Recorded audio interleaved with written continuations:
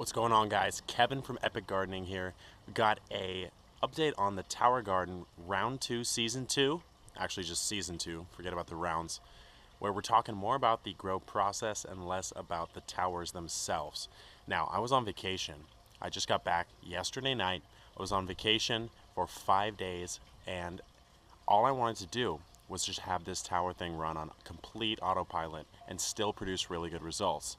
Now I'm going to get in a little bit closer on the plants pretty soon, but as you can see from the last update, the plants are doing really well.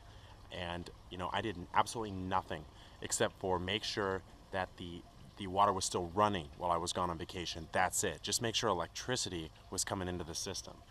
Aside from that, I pH'd and properly added nutrients to the water before I left. Gave it a little bit extra just in case it was going to run out, but these plants are very young, so I don't expect that to happen, and in fact it didn't happen. We're going to go ahead and take a look at the close-ups real quick just to show you exactly how healthy these plants have become.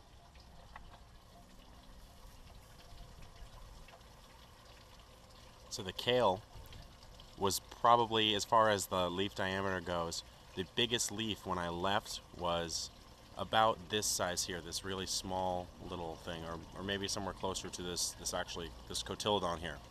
As you can see, it's probably gone up about 10x in size, every single kale. Spinach and chard, spinach up top, and the chard right here are doing really well. Chard, I've noticed, is a little bit slower to grow in general than kale or lettuce, as we can see down here, but in general it's doing really well. Over in tower number 2, this is more of the lettuce and the cilantro beds, and the cilantro I've had trouble growing in the past. Not this time, guys. It's absolutely perfect, and I'm growing multiple plants in each one just because I know that it can support that. A couple other lettuce varieties down here, as well as this is the Thai basil at the very bottom here. If we get in close on that, we can see that it's doing really well. Now, just to talk a little bit about the method, because I know that's what this whole thing is about. It's very simple. I gave it a little bit more than what General Hydroponics recommends in the mild vegetative growth phase. So I believe it's a teaspoon per gallon. I went at about 1.5 teaspoons just because I know from my experience that leafy greens can handle it.